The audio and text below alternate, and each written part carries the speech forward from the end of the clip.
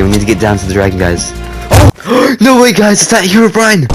Oh my gosh, guys! Herobrine's gave me crave mode! People who cheat in their speedruns are hilarious because they're terrible at hiding the fact that they cheated. These are the funniest fake Minecraft speedruns.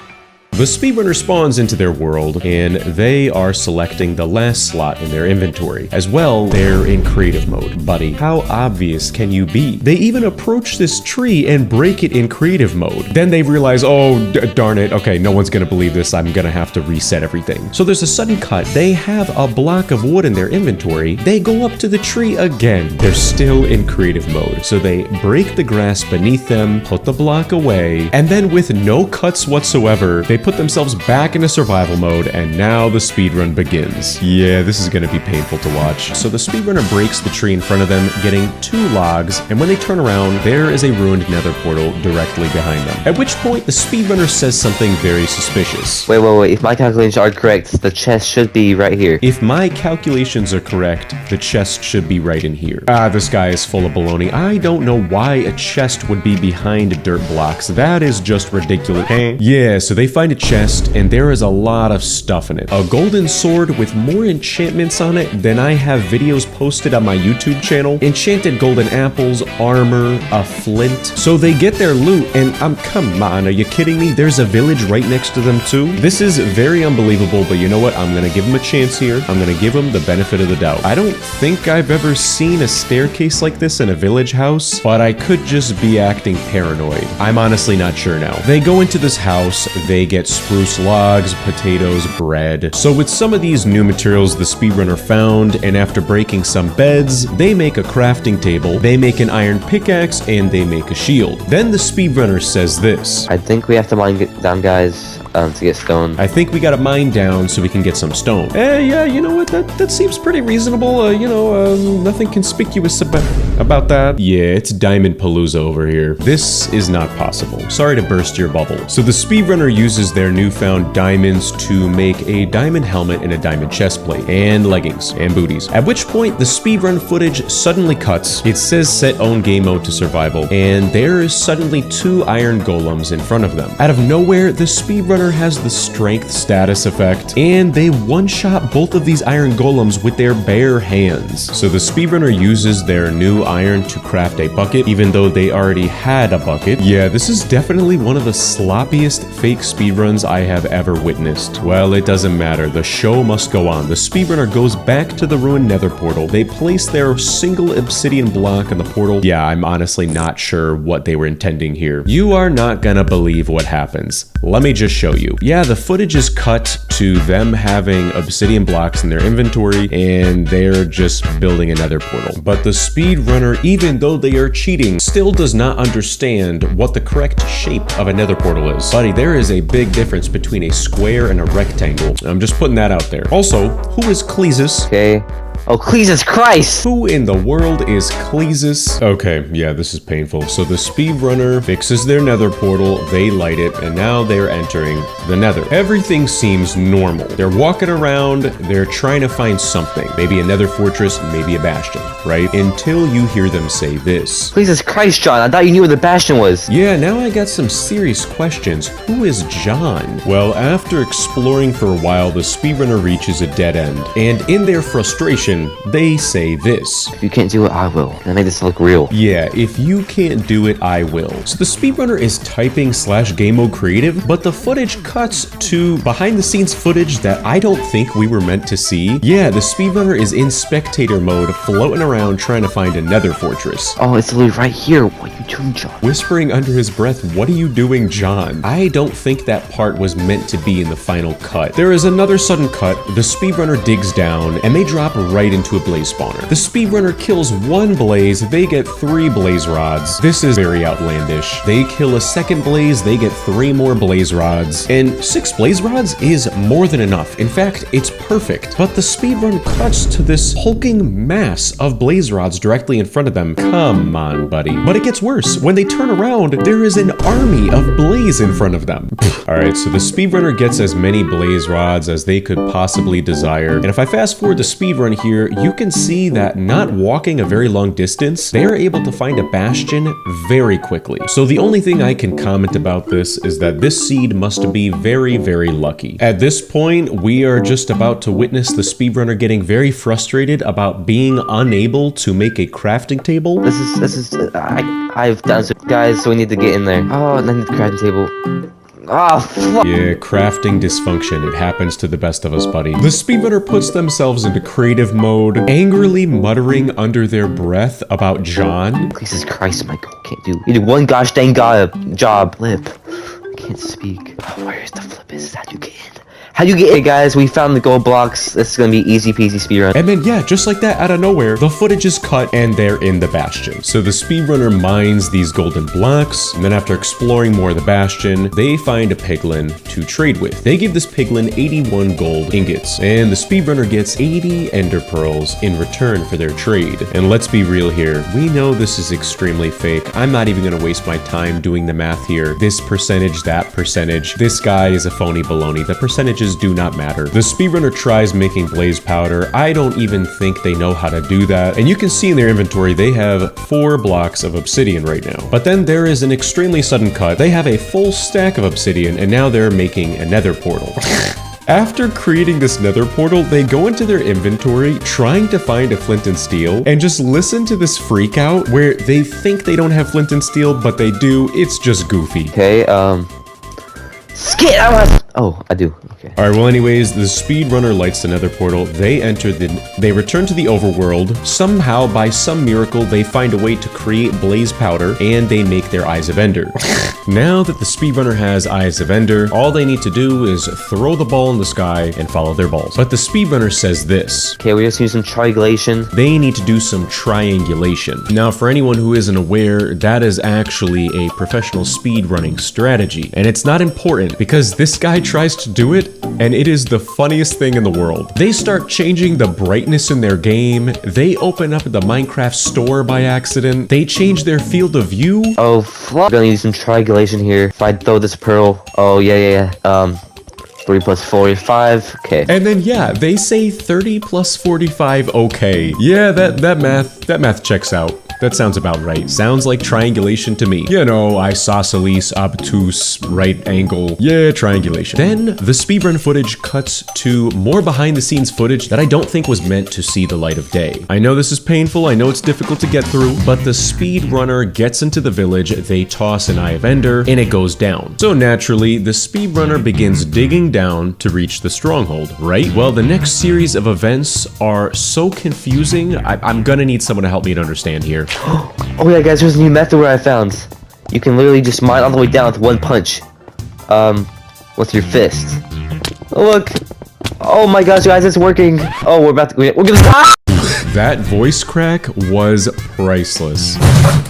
Relish. Oh my gosh. Yes, the speedrunner dies by accident. At which point there is another cut. They have tons of stuff in their inventory, and they're suddenly back in the stronghold with pants in their hands. Well, the speedrunner finds the portal room, they fill the portal with eyes, and they enter the end. Hang on a second though, why are they just standing there? Yeah, I guess the speedrunner's taking a moment for some deep breathing exercises. Or he's stalling. There's only one way to find out. The speedrunners, in the end, they're doing fantastic. They're breaking the crystals and they die. And after billions of sudden cuts, oh my goodness, is that Herobrine? Yeah, that is a floating armor stand with Minecraft Steve's face on it. No way, guys, it's not Herobrine. It's Herobrine. No way, Herobrine. No way. Oh my gosh, guys, Herobrine's gave me creative mode. The speedrunner's given creative mode. They are flailing like a fish out of water. With all this cheating, they are still unable to kill the dragon, even with Minecraft Stove helping them. And yeah, just like that, they beat the game. I have a migraine now. I'm gonna go take a nap. We did it.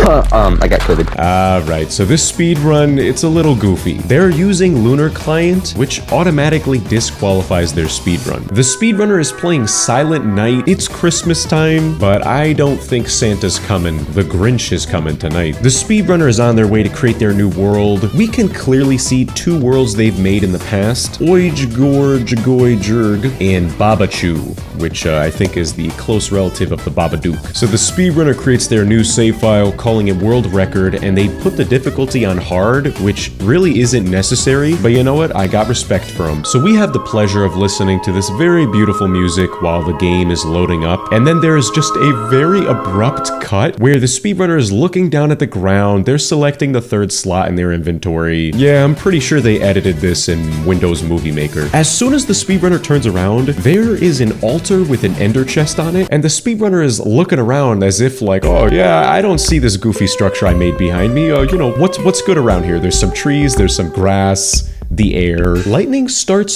striking the ender chest, and then the speedrunner opens the chest, and there is a netherite sword in it named Axe Body Spray. So now I'm getting the feeling that this is one of those speedrunners who's just being random for the sake of being random. Anyways, the speedrunner gets the sword and they walk away. But hang on a second, did you see that just a split second ago? I'm sorry, but what is that? Is that one of the clouds from the Super Mario Brothers games? Did the speedrunner think that it was gonna blend in with the birch trees and we weren't gonna question it? Well, it doesn't matter. In front of them, the speedrunner finds a ruined nether portal. It's looking a little strange, but you know what? Maybe it's believable. I'll give him a chance here. Nope.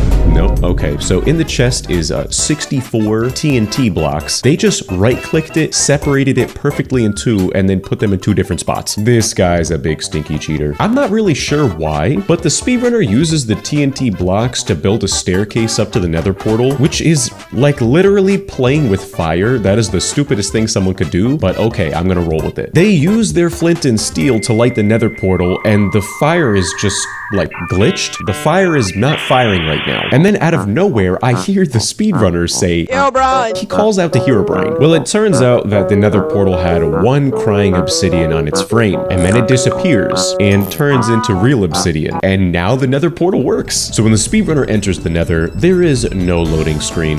This is very goofy. But if I freeze frame here, tell me if you notice anything unusual on the screen. Yeah, that's right. There is a second nether portal. What's going on here, buddy? I think you got some explaining to do. And then just playing the speedrun a few seconds more, they are directly above a nether fortress. So I'm just trying to put two and two together here, but it's possible they spawned into one nether portal and made it look like they spawned directly above the nether fortress. I don't know. Well, the speedrunner's next dilemma here is that the nether fortress is right there, blaze rods ripe for the picking. The problem is that if they drop down there, they are going to die. And that's when the speedrunner opens up the chat box. Creative mode, survival mode, invisibility, leaving and joining the game. Aren't they speedrunning on a server? And that's when this happens.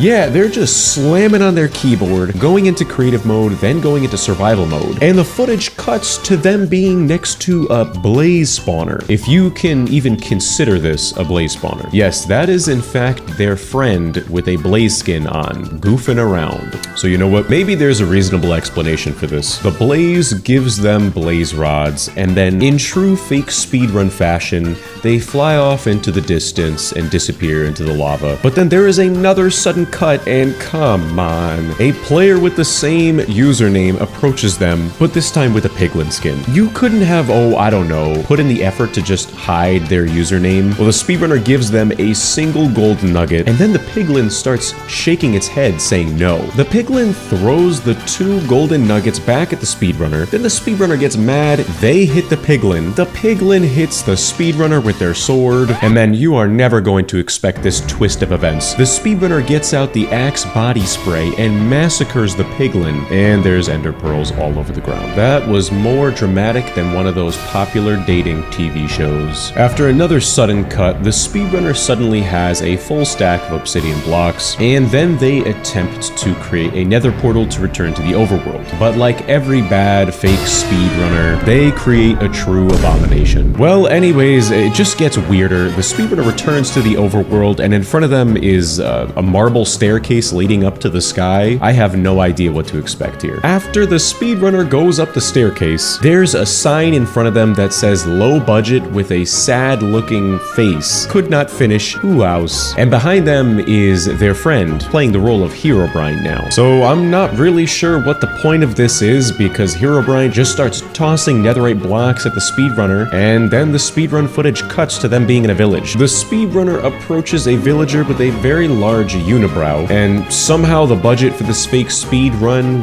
really ramped up because there's voice acting now. Welcome to my loving, beautiful village. Isn't it beautiful? Enjoy your stay. The speedrunner breaks out the Axe body spray, kills the villager, and there's a sudden cut to them destroying the village? I don't know what is happening here.